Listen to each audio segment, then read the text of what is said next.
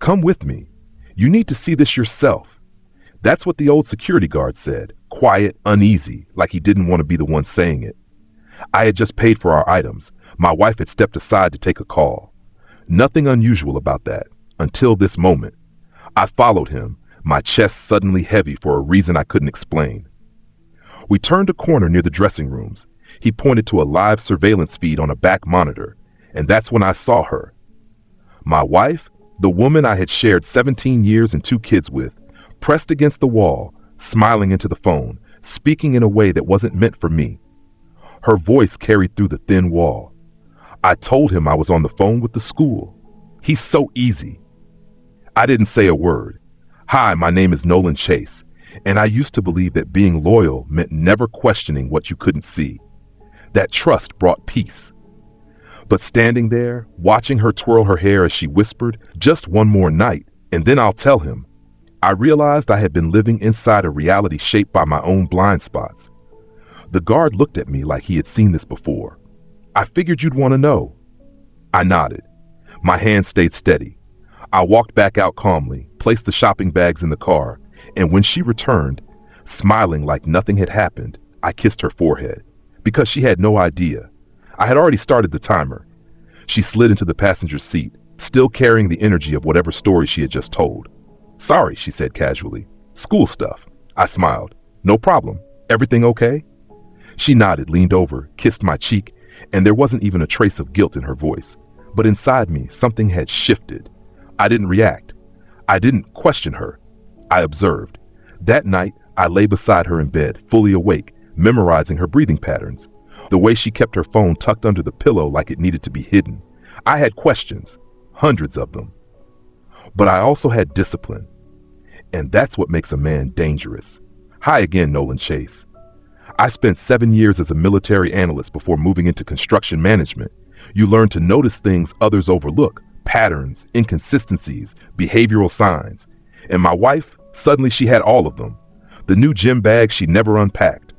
The unexplained volunteer nights. The perfume that wasn't the one she used to wear. The phone that used to stay open, now always locked. Still, I said nothing. Instead, I started rebuilding quietly. I created a log. I tracked every outing, every excuse, every change in tone. Then I called in a favor from an old friend, a digital forensic consultant I had once helped during a custody case. Within 2 days, I had access to everything. Deleted messages, cloud-stored voice notes. The voice I heard wasn't just hers, it was his. The next file was a photo, time-stamped just 12 minutes after I paid for our groceries that day. She was still in the store, but she wasn't alone. The image stopped me. It wasn't the angle. It wasn't even their actions, just the small space between them. His hand barely touching hers near the dressing room hallway. It was her expression that stayed with me. Calm, bright. That slight smile she used to give me. Before the kids, before the stress, before life hardened everything around us. And now it belonged to someone else. I looked at it longer than I should have. Nolan Chase again. A man learning in real time what betrayal actually feels like. Not the dramatic version, no shouting, no chaos. Just a quiet, constant discomfort that settles deep and doesn't leave. I didn't confront her. I refined my approach. First, I hired a family law attorney, discreet, precise, and experienced in pre-litigation investigation. We opened a case file and began building a timeline. Next, I met with our financial advisor and asked a direct question. If marital assets are being moved in secret, how early can it be traced? His answer, it depends on how careful she thinks she is. It turned out, not very. She had been quietly moving small amounts from our joint account, transferring them to a private debit card under a fake LLC. The name of the LLC matched his initials. I stayed composed. I signed the documents and froze the joint accounts, transferred the house deed, legally secured through a clause we had signed years earlier when my father co-signed the loan. She couldn't sell it, couldn't leverage it. She didn't know yet, but I had already removed the safety net she believed she had taken. And in 3 days, she would walk into the meeting that would change everything, because I invited them both. I booked a quiet conference room at a downtown co-working space. Clean, professional, unremarkable. 2 chairs across from mine, 1 legal pad, 1 envelope. She believed we were meeting a potential investor for my business. He believed he was coming to discuss expansion plans. Neither of them knew the meeting was with me. They arrived together, not holding hands, but close enough that the lie was no longer careful. He wore a blazer. She wore the same perfume I had given her for our anniversary last year. I stood when they entered. Her expression changed immediately. He paused, caught off guard. "Sit," I said. They did. "I'm Nolan Chase again." And no, I didn't raise my voice. I didn't throw the envelope across the table like a courtroom scene. I slid it forward. Inside, bank statements, text logs, photos, the LLC filing with his initials, her digital trace on every transfer. She didn't open it. "I can explain," she said quietly. "I'm not here for an explanation," I replied. "I'm here to end the situation you both started behind my back." He leaned forward, trying to remain composed. "You have no right to confront us like this." I gave a brief, controlled laugh. "You disrupted a marriage. I'm addressing it legally." Then I stood. "I've already filed for separation. The house is frozen. The bank account is under investigation for fraud. And you," I said, looking at him, "should consider legal counsel before this escalates further." She was shaking now, not from fear, but from understanding that I wasn't bluffing. What neither of them realized was that someone else had been observing this situation quietly, and she had already booked a flight. That person was my sister, Rachel, a divorce attorney, a single mother, no tolerance for betrayal, especially when it involved me. She booked a flight the moment I sent her the files. No questions, no lectures, just one message. "Don't let her control the narrative. I'll be there Thursday." And she was. Hi, Nolan Chase again. Watching my world fall apart in slow motion and learning how to remain steady through it. By the time Rachel arrived, the first phase had already passed. My wife tried to regain control, messaging mutual friends, presenting a vague version of events about emotional distance and misunderstandings. Not cheating, not financial misconduct, just unhappiness. But I had already shared the truth ahead of her. Facts, documents, evidence. One friend called and said, "Nolan, if this is accurate, she's destroyed her own life." I didn't respond. There was nothing to add. Rachel and I met with my attorney Friday morning. She brought additional paperwork, documents designed to accelerate the process, including emergency orders and asset protections, protection clauses, custody arrangements already outlined in case she tried to involve the kids. Then she looked at me across the table and asked, "Are you doing this for payback or peace?" That question stayed with me. This wasn't only about exposing them. It was about who I would become after everything. I answered, "Peace." She nodded. "Then let's finish this properly." That evening, my wife came to the house, the one she no longer had access to, and found the locks changed, the security code reset, and a formal notice taped to the door. She stood on the porch for 10 minutes. She didn't knock, just covered her face and cried. The cameras recorded everything, and the footage would matter more than she expected.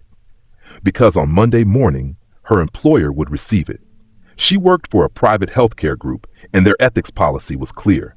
Any employee involved in financial misconduct, violations of trust, or reputational damage could face investigation and suspension. She didn't just have an affair. She used the company's travel card to fund 2 of their weekend trips, listed as a training conference that never existed. And I had proof. Nolan Chase again. If you're thinking this was revenge, you're missing the point. This was accountability, nothing more, nothing less. When she was called into HR, she tried to control the situation, said I was retaliating, said personal issues were affecting her professional life. But policies don't respond to emotions, they respond to evidence. She was placed on immediate leave pending investigation. Her voice message to me that night lasted 6 minutes. It started with blame, shifted to pleading, then silence, and finally anger. "You don't get to ruin me just because you're hurt." I didn't reply. I was sitting with my kids, watching a movie, something we hadn't done in months without tension affecting the room. They laughed, ate popcorn, calm and steady. That's when I understood this was the life I would protect, not the one I had lost. The next day, I met with my lawyer and Rachel one final time. Everything was already in progress. Asset division, custody terms, filings, protection orders. Then Rachel pulled out one more file and slid it across the table. "Are you ready to see what he's been hiding?" she asked. I paused. I thought we had uncovered everything. She shook her head. Not this. What I saw in those documents changed everything. Because it turned out he didn't just betray me. He had a pattern. The file Rachel gave me included records from 3 states, public databases, court filings, and one detail that stood out immediately. A restraining order filed 4 years ago by another woman under her maiden name against him. Same individual, different city, same behavior. It included allegations of coercion, financial manipulation, and emotional abuse. The case never made headlines. It was settled quietly and stayed buried, but it existed, and Rachel found it. Nolan Chase again. And in that moment, this stopped being just about me. This was about a pattern that extended beyond my situation. I made one call to her employer's HR department. I didn't share everything, just the public record and the court reference. Then I waited. Within 48 hours, her suspension became permanent. Not just for the financial misconduct, but for bringing someone with that background into a controlled environment. She called me that night from a prepaid number. "Please, you've done enough." I answered calmly. "I haven't done anything. I just stopped covering for you." Then I ended the call. The next morning, he finally reached out. No threats, just a single message. "Let's meet." I showed it to Rachel. She said, "He's testing your response. Don't give him anything." So I didn't reply. Instead, I contacted a former client, someone working in private security and risk management. He owed me a favor. Within hours, the man who thought he was simply involved with a married woman was served with a legal complaint and a cease and desist order tied to financial involvement and prior conduct. His silence afterwards said everything. But there was still one final step. My wife requested to meet me in person. She arrived early. No makeup, no rings, just the same person I had married 17 years ago, now without the image she had maintained for the past 2. We sat across from each other in the same cafe where we once chose our children's names over coffee and pancakes. She looked exhausted. "I know I don't deserve kindness," she said quietly. I didn't respond. "I didn't think you'd find out," she added. "Not because you're unaware, just because you trusted me too much." I nodded once. Nolan Chase again, sitting across from someone I recognized yet no longer knew, realizing that the true betrayal wasn't only the affair, the lies, or the money. It was how easily everything we built was risked for someone who didn't stand by her when things fell apart. She reached into her bag and placed something on the table, a photo, our wedding day. "You can throw it away, destroy it." I just didn't want to be the only one holding on to it anymore. I looked at the picture. 2 people believing in something permanent, unaware of how fragile that idea could be. I folded it and placed it in my jacket. "I'm not here to punish you," I said, "but I'm not here to fix this either." She held back for a moment, then the tears came. "Will you ever forgive me?" I stood up. "I already have. That's how I move forward." She didn't follow me. She remained there, processing the reality of what she had lost. I walked out, got into my car, started the engine, and drove home, to my kids, to honesty. Not revenge, just clarity. Because the difference between destruction and a reset is what you decide to build next. And I had already begun.